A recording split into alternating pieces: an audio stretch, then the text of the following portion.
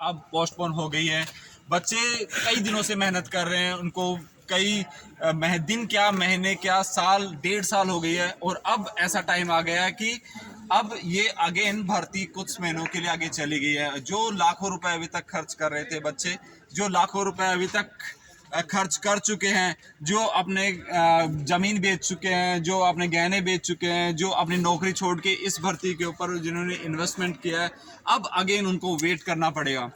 दोस्तों, ये गवर्नमेंट की नाकामयाबी है जो कि क्लियरली दिख रही है कि जिस भर्ती को, इतनी छोटी सी भर्ती को भी अगर सही तरीके से ऑर्गेनाइज नहीं कर सकते तो ऐसी गवर्नमेंट की ज़रूरत नहीं है। ऐसे गवर्नमेंट की यूथ को बिल्कुल ज़रूरत नहीं है, और ऐसी गवर्नमेंट डिज़र्व नहीं करती कि वो राजस्थान जैसे स्टेट को संभाले और राजस्थान जैसे एक सुनहरे प्रदेश को एडमिन करे। तो ये क्लियरली अब आप देख सकते हैं कि बच्चे कितने मायूस हैं, कितने परेशान हैं, क्योंकि बहुत दिनों से वो एक्सपेक्ट कर रहे थे कि यार अभी 4 दिन बाद ये भर्ती क्लोज हो जाएगी, सब कुछ पहले जैसा हो जाएगा, लेकिन ऐसा कुछ नहीं हुआ। और सबसे बड़ी अचंभे की बात तो ये है कि इसमें जो इंफ्रास्ट्रक्चर इनको रेडी करना था भर्ती लेने के लिए, वो ऐसा कुछ तैयारी नहीं किया। इन्होंने डेट भी दे दी जबकि इनके पास सफिशिएंट टाइम था।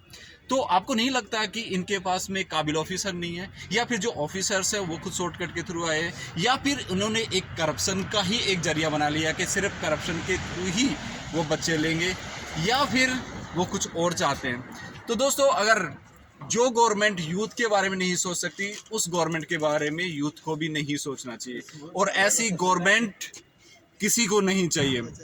यहाँ पे एक स्टेज नहीं, मल्टीपल स्टेज पे इन्होंने इसी तरीके से किया है, और इस भर्ती को मजाक बना के रख दिया है। शुरू में वैकेंसी निकली, दिया कि यस इसमें डिप्लोमा वाले लेंगे, बाद में दिया कि यार डिप्लोमा नहीं भी है वो भी भर सकते हैं। इसका मतलब क्या है कि गवर्नमेंट सिर्फ पैसा कमाना चाहती है। उसके बाद में फिजिकल स्टैंडर्ड दिया, फिजिकल स्टैंडर्ड पहले नहीं था, फॉर्म भरा लिया, बाद में बोला कि फिजिकल स्टैंडर्ड भी होगा, और उसमें भी लड़कियों और लड़कों का बराबर कर दिया। तो ये अगेन मतलब इसको आगे बढ़ाने का इनका मकसद रहा होगा, या फिर इनकी इनकम्पिटेंसी रही होगी जो कि आने वाली प्रॉब्लम्स के बारे में नहीं सोच सकते।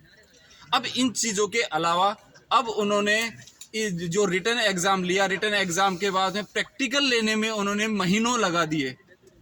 तो 6-7 महीने बाद जब वो प्रैक्टिकल एग्जाम ले रहे हैं, जब बच्चे तैयारी कर रहे हैं, अब उन्होंने डेट दे दी। अगेन बीच में कोई बोलबाला नहीं है, फिर डेट दे दी, फिर अब बच्चों को 2 महीने बाद बोल रहे जी अब आपकी भर्ती कैंसिल है, पोस्टपोन है, अभी हम आगे में बताएंगे। तो इस चीज़ का हर्जाना किसको भुगतना चाहिए?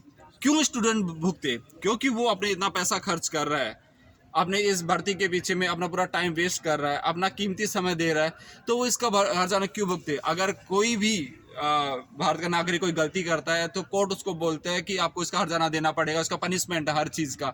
तो गवर्नमेंट के ऊपर पनिशमेंट क्यों नहीं? क्यों स्टूडेंट ही भुगते उस चीज़ को? क्या आपको नहीं लगता कि स्टूडेंट का टाइम वैल्यूएबल है? क्या आपको नहीं लगता कि स्टूडेंट डिजर्व करता है कि उसे बेहतर इंफ्रास्ट्रक्चर मिले? क्या आपको नहीं लगता कि गवर्नमेंट को जो पनपते पौधे हैं उनको पेड़ बनने का मौका देना चाहिए? क्या आप उनको पूरी तरह स्पॉइल करना चाहते हैं? क्या आप ऐसा इंफ्रास्ट्रक्चर देना चाहते हैं कि यार हम नाकाबिल हैं तो आगे आने वाली जनरेशन भी नाकाबिल ही हो? तो अभी स्टूडेंट्स की कई तरह के ओपिनियन है, चलो उनके बारे में जानते हैं। यस, आप लोगों को क्या राय है इसके बारे में? जी सर, ये जो फायरमैन प्रैक्टिकल फिजिकल को लेकर जो उन्होंने लास्ट टाइम पे जो नोटिफिकेशन जारी किया थी, 28 तारीख को हमारे जो प्रैक्टिकल फिजिकल है वो हो जाएंगे। मैं सबसे बड़ी नाकामी कांग्रेस गवर्नमेंट की मानता हूँ। इसमें जो उन्होंने बच्चों के, बेरोजगार बच्चों के साथ ऐसा खिलवाड़ किया है।